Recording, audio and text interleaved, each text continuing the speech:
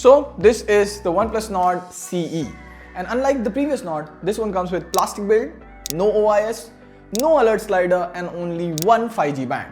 Now you guys might have seen already a lot of unboxing and have different opinions on the Nord CE, but I think there's only one major problem with this phone that cannot be ignored whatsoever. Well, this is Prateek, you're already watching TechWiser. Here's my first look at the OnePlus Nord CE Core Edition. So let's get this quick. First up, in the box, you have the phone directly. Let's keep this aside. So you get a similar looking case as the original OnePlus Nord. Then there's some additional paperwork and the Red Club cable membership. You get the SIM ejector tool. And then there is this 30-watt warp charger and the classic OnePlus Red cable. I think at this point they should go with a teal or blue cable. I think that would be something different for the OnePlus Nord series. Now straight up, the Nord CE, well, it's entirely plastic. Plastic back and plastic frame, or companies as they like to call it, polycarbonate. Now it isn't that bad, it does feel good in the hand. There are some phones in this range that comes with plastic back and they feel cheap. But trust me, when you will hold the Nord CE, then in-hand feeling of the device is good. And especially it's small, lightweight, one-hand usage. It weighs only 170 grams, which you compare with other phones, they go crazy like 200 or 220 grams. So all in all, the plastic build seems okay. And then the most talked point, the alert slider. There's no alert slider on this phone, which in case you don't know, it's a dedicated button on OnePlus phone. They quickly put your phone from sound to vibration to mute. Now, if you're coming from a OnePlus phone like OnePlus 5, OnePlus 5T, you will miss the alert slider. There's no argument about that. But if you're coming from a different company phone, the alert slider wouldn't matter that much. And on the side, you have volume buttons, and on the opposite side, you have power buttons.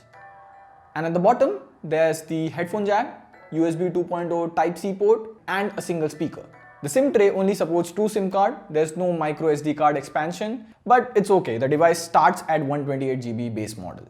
Also, OnePlus advertises headphone jack as a feature in the launch event. Then why are we removing it from other segments? Strange, right?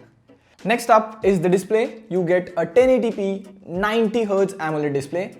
It has dragon tail protection.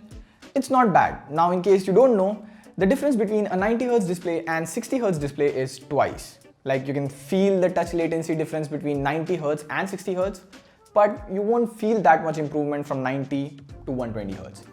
The display can still be said okay, just like the build quality. Now the OnePlus CE has a 64 megapixel f1.79 OmniVision sensor, and 8 megapixel ultra wide sensor, and of course 2 megapixel black and white sensor. On the front, you get a 16 megapixel f2.45 Sony IMX471 punch hole selfie camera. The main 64 megapixel sensor doesn't have OIS, while the original Nord had OIS.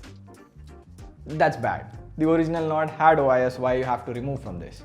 And if you see here, let's take a photo of this frame.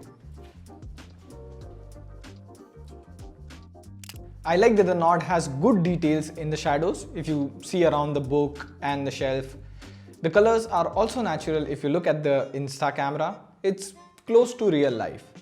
Here are some more in-house camera samples. I also took some portrait photos, and first impression, the skin tone looks a bit off. Here are some more samples from the wide-angle camera and the selfie camera. And these photos are taken after OnePlus pushed a camera update to fix portraits and white balance on the main sensor. Now moving on, the OnePlus Nord CE comes with Snapdragon 750G, 6GB LPDDR4X RAM and UFS 2.1 storage. I would say for the price, the processor is good. I played Battleground Mobile India. It was released just a day ago, and the graphics are logged at HD or 30 FPS on Nord CE. The gameplay was good in a short time. There are frame drops here and there, but overall it's good. And am I the only one who feels more weird that there are leaves coming out of people when you shoot them instead of blood? Like, yes, go green, but weird. You can also play Genshin Impact at low settings. The gameplay is again okay-ish, but that's expected for the price. In terms of storage speed, you can see the numbers. These are good storage speeds for the price. Also, the Nord CE comes with Oxygen OS 11.1 with Android 11 out of the box. And here's my problem with the Oxygen OS on this phone. Purposely, the haptic feedback is disabled. That's okay, you can enable it from the settings, but when you enable it is just below average. Anyways, Oxygen OS also has its own problems now. It had better updates, no bugs, but in 2021 itself, the OnePlus 7T users had problem with their pop-up cameras. There were also heating issues on OnePlus 9 and OnePlus 9R, which was later fixed with an update. And to end it, you have one 5G band on this device, N78. Now, I usually don't comment on 5G bands because 5G is still 2 to 3 years away, but the same phone in UK has 10 plus 5G bands and in India only one. Now, if you say maybe to save money, but the UK and Indian pricing is almost the same. So you could have gone with some low 5G bands that would have saved price as well as keep people happy. Now the phone does come with carrier aggregation. We checked it out with GeoSIM. And now all of this can be set aside. But this is the most important point. And here is where OnePlus Nord CE lacks. It is still a good phone to consider at 23,000, but is it available at 23,000? That's the biggest problem with OnePlus Nord CE. You have only one black version available at 23,000. Even we have to order multiple times. And it comes online sometimes and then just goes out of stock. And it's just one color. They did the same thing with the original OnePlus Nord. It was launched at 25,000, but the 25,000 version was never available. People had to buy a 28,000 version. Even we bought it for 28,000. The problem here is people who want to buy this phone at 23,000 will be pushed to buy it at 25,000. So should you buy OnePlus Nord CE? Well, the phone is still new and I need to use it as my daily driver for a few weeks before I can suggest if anyone should buy it or not. A better question would be, should you even consider OnePlus Nord CE in future or wait for this phone? Well, there are two kinds of people I can recommend the OnePlus Nord CE to. First, you have used OnePlus or Motorola phone in the past, then it will be difficult for you to adjust to Realme and Xiaomi phones. And for those people, the ad-free Oxygen OS makes sense.